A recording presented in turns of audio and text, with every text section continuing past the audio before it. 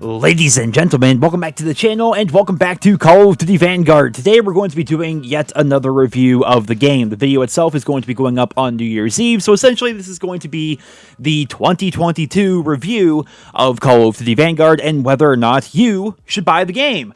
In my own personal opinion, no, you should not purchase this game. And a lot of you guys may be thinking, well, Nero, how can you say that? You make videos almost every single day, you stream the game for hours every single night. How can you recommend that people don't buy the game when you quite clearly play it so often? Well, the answer is pretty simple. I'm a Call of Duty YouTuber, and it's my job to play the game, make content for the game, cover news, cover updates, and do everything I can with the game, despite the fact that the game itself is fundamentally broken. I will start this off by saying that I do think the Call of Duty Vanguard has a great foundation for a game. I think the Call of Duty Vanguard itself can be an amazing game, and I imagine it will be an amazing game come, like, Season 3, 2 or 3 months from now. I like the core gunplay that we have here in Call of Duty Vanguard. I feel as though map design is really good. It's somewhere in between Modern Warfare 2019 and Cold War. Kind of takes on its own feel, and with the fact that we have 16 maps at launch, plus things like Shipment coming out, I feel as though that the maps themselves are actually pretty good. The kill streaks are powerful and rewarding. The operators themselves are very unique. They have their own voice lines, which you can customize, and backstories, and unlocking different skins and different things for your operators is fun. I really enjoyed leveling up all my operators, which I have them all at max level. I feel as though map variety is awesome, going from the islands in the Pacific to the German countryside to Stalingrad. Like, overall, the core game, the core foundation of Call of Duty Vanguard is a great game in my opinion, but unfortunately the developers themselves do not care. They do not update the game, and they do not pay attention, which is why I don't recommend people actually purchase this game. Even though I can play the game and I can enjoy the game for what it is, I cannot, in all good faith, recommend that people spend their hard-earned money on this game given the current state of it. I mean, for crying out loud, guys, check out this footage right here. This is Shipment. This is fire Shipment, essentially. Incendiary grenades are insane in this game. There are 2 of them total. You have the thermite, then you have the new incendiary grenade that came out as part of the Season 1 Battle Pass, and there is no counter to fire in this game whatsoever. And the Battle Pass incendiary grenade also shakes the screen of everybody in the lobby when it hits the ground. So not only are you blinded, but your screen's constantly shaking to the point where, not even like exaggerating here, I get tension headaches when I play Shipment. I can't actually play this map. It's pretty much unplayable. Part of me wants to show this clip. I think I'll show a little bit of it. I'll show a little bit of this clip. This is from my brother, who's a very casual COD fan. He doesn't play all the time like me or anything like that. He has a normal job, a normal life, everything. He just plays COD casually on the side with me every now and then. And I took him into Shipment just to get his live reaction to what Shipment is like. And here's what he said. You asked me to play COD, and this is retarded. This is actually fucking vomit-inducing. This is not something that should exist. The fire is one thing. The screen shaking so badly because of it, it's unplayable. No, we need sacrifices. We need sacrifices. I hope somebody has a fucking, like, really bad, reaction to this. I hope their brain melts. And then they sue. I hope they sue Sledgehammer because Sledgehammer let this happen. And they continue to let it happen by not fixing it. They're on vacation. So this is disgusting. I don't even care about the fire on the map. The whole map could be on fire if it wants to be. It's the screen shaking. It's that bad, guys. But oh, it doesn't end there. It doesn't end there really whatsoever. So the atomic camo is basically the dark matter equivalent, I suppose, for Call of Duty Vanguard. It is the camo that you get for doing every weapon challenge in the entire game.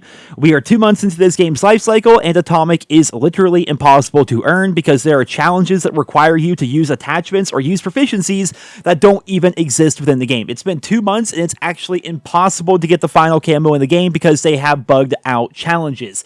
Packet burst is a massive issue on console as well as PC. What packet burst is essentially at the very beginning and the very end of your matches, your game is going to lag like crazy. Your ping is going to spike insanely high, your FPS is going to drop insanely low, and you're basically just not going to be able to play the game for a little bit when the game starts and when the game ends. It's actually very frustrating. Again, it's been over 2 months.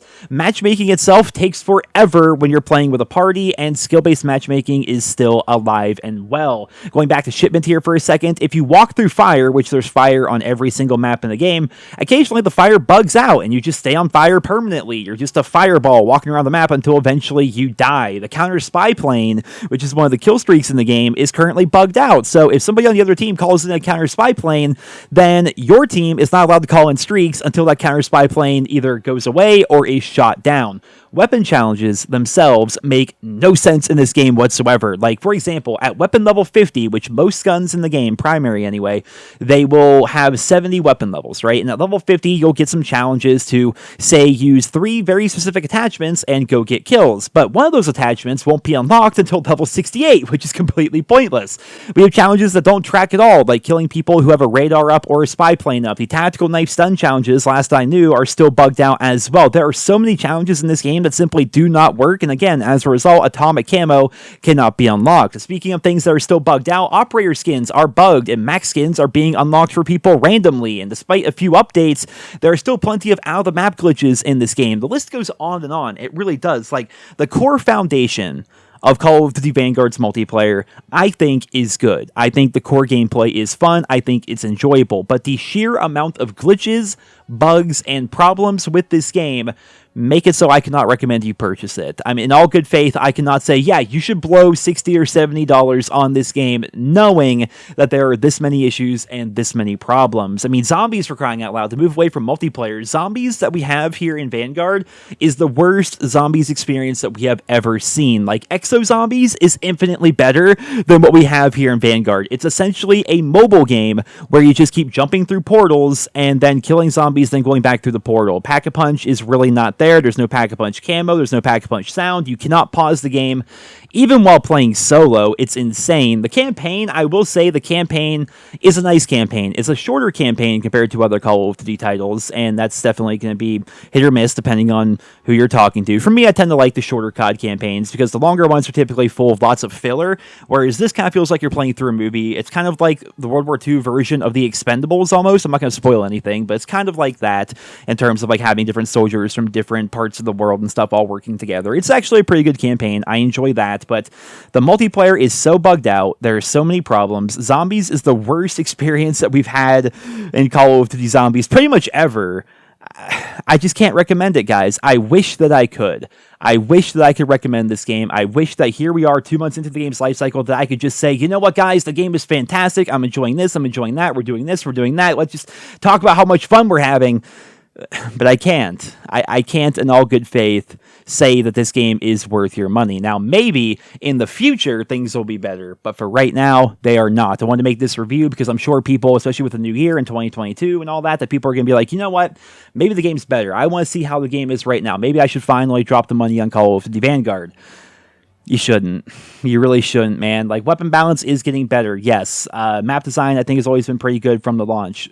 But overall, the amount of problems, the amount of bugs and issues that we have here in this game, along with the fact that Sledgehammer Games has been virtually silent for the 2 months that the game has been out. Like, the game's been out for 2 months, and they barely said a word. They've been on 2 vacations so far since this game came out, and we have all these problems. Still, it's unacceptable. It really is. So, what I do is I play the game, I stream the game, I try to unlock the things I can unlock, and I try to just play the game as much as I can because I want to be a COD YouTuber that's actually informed. I don't just want to like take other people's words for things. I want to actually experience the game, get footage for myself, play the game and review it, cover news, cover updates, talk about things, make opinion pieces. That's what I do. It's literally my job to play this game.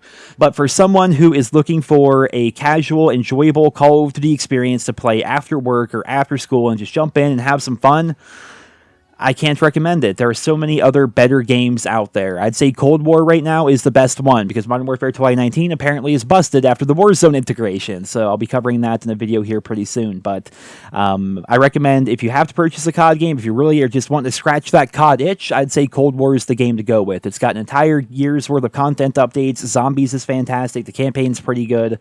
Cold War is the game to play right now if you're just looking for a casual Call of Duty experience. And plus, all the super sweaty people, again, going back to skill-based matchmaking, are typically going to be on Vanguard, which makes games like Cold War and Modern Warfare 2019 a bit more casual and a bit laid back.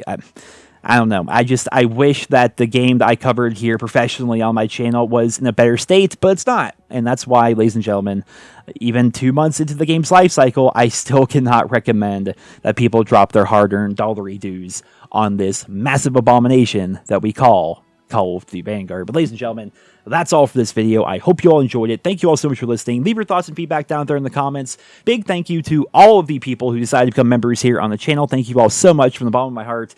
And stay tuned, because 2022 should be a pretty fun year. I have lots of fun stuff planned, and we'll be covering a lot of stuff here on the channel. So be sure to sub if you guys haven't already. And I hope you guys all have a wonderful day.